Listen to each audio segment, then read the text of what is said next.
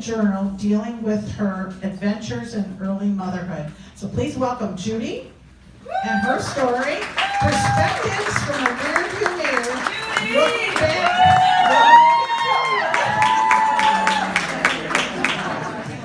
Okay. Yeah, you might want to repeat your title.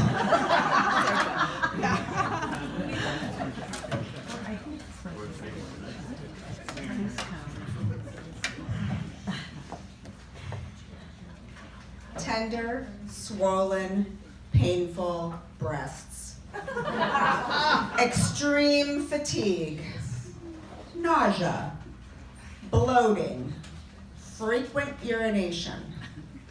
You may experience some, all, or none of these. Ugh. When I was pregnant with my first child, I really tried to read what to expect when you're expecting. I just couldn't do it. When I probably should have been learning about fetal development and creating a birth plan, instead I turned to Anne Lamott's book, Operating Instructions, a journal of my son's first year. Anne's book was heartfelt and funny and strikingly honest.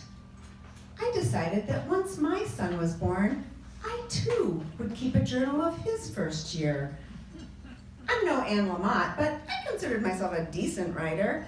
And I thought I would write this journal chronicling all the events and miraculous things my baby would do and my feelings about all of it.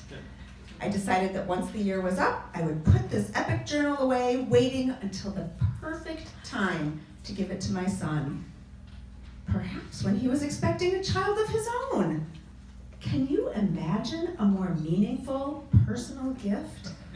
I could picture us reading it together, he and I, tearing up at our special bond as we read through the wonderful, magical time that was his earliest experience on the planet. And so I did. I wrote and wrote and wrote, and after the last entry, I printed it all out, put it in a file folder, and stashed it away. I was clearing out some clutter the other day and happened to come across it. My son Colin is almost 25, a beginner adult.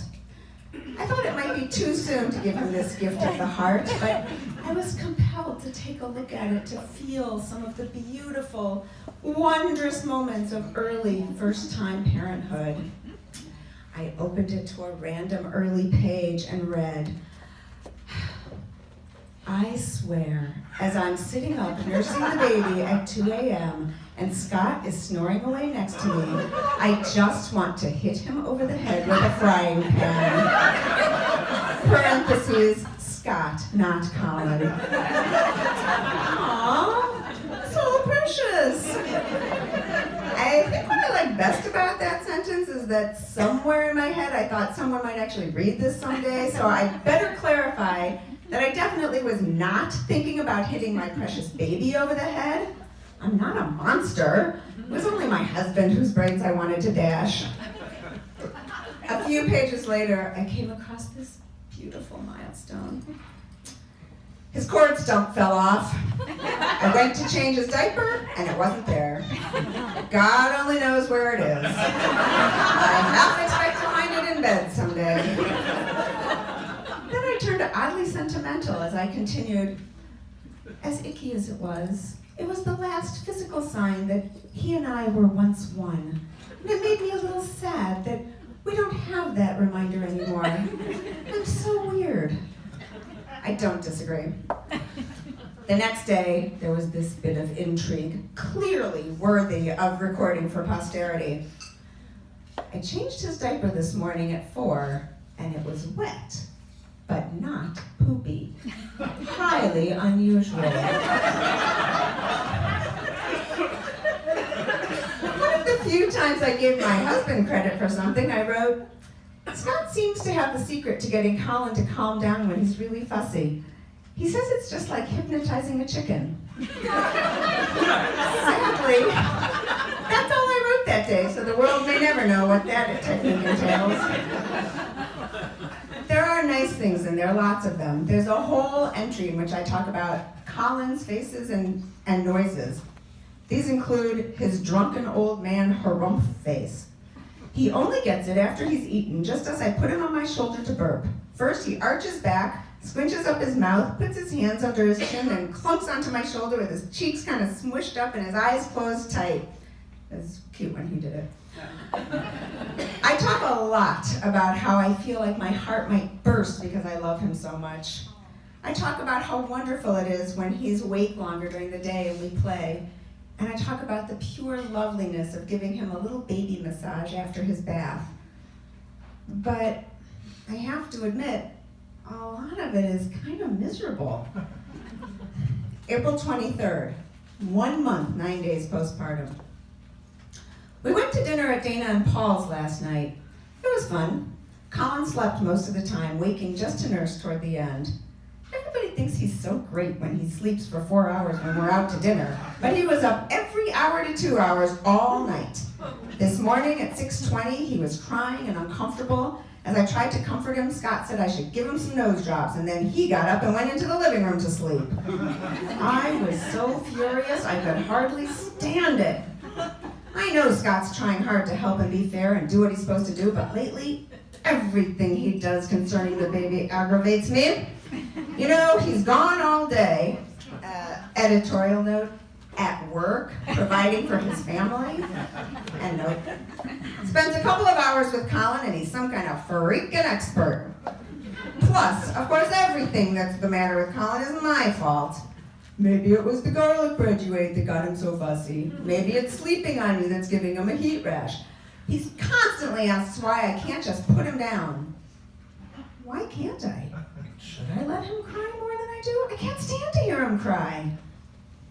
Later that day, I continued. Colin's been very clingy today. His little voice is hoarse and makes snorty, rasping noises in his sleep. It breaks my heart that he's uncomfortable. Right now, he's sleeping in bed next to Scott the way he sometimes sleeps with me, in the crook of his arm, right up against his body. It's so sweet and cute. I swear, I'm a schizophrenic. I just love them both so much. Many entries start with a sleep report, usually how many times I had to get up to nurse and or change him and how tired I was. Many entries were about how overwhelmed I felt and alone. I was angry that my husband wasn't reading my mind and helping me in the exact ways that I wanted him to. I was tired. Oh my God, I was so tired. I was stressed out about having to go back to work. I was stressed about childcare. I was scared I was ruining my marriage. I was scared I would give my baby a bald spot from kissing his head too much. Most of all, though, I was scared I wasn't doing this right. On April 17th, when Colin was 1 month and 3 days old, 34 days on planet Earth, I wrote, I wonder so much what he thinks. I wonder if he's happy and content. I wonder if he thinks I'm a good mother, or does he wish for someone better? Someone who knows what he wants.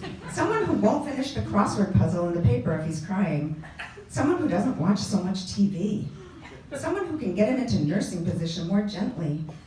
Someone who doesn't smush him when he's eating to answer the phone. Someone who is never too tired to change his dirty diaper. Someone who only eats bland, healthy, non-gaseous food so her milk will taste better. Someone who lets him spit up on her even if she doesn't have a cloth diaper handy. Someone who knows if he's sick. Someone who knows how to get rid of hiccups. Someone just more competent. As I read, I found myself feeling so much compassion for this younger woman who was, but isn't me.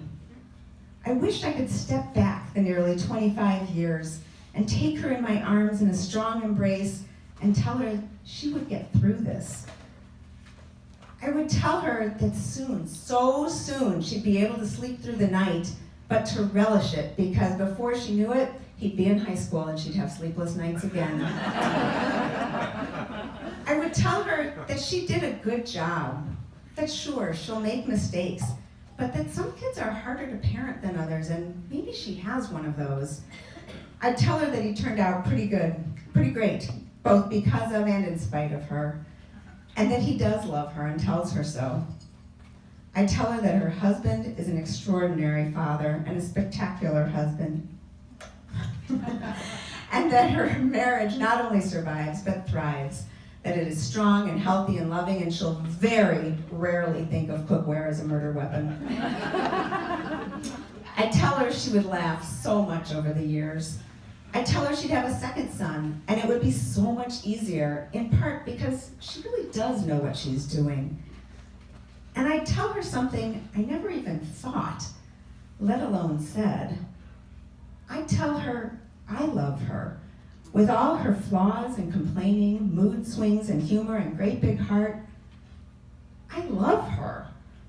It turns out that was the gift from me, for me. Someday, I will share this journal with my son, not without a lot of caveats, but for now, the window is mine to look back through.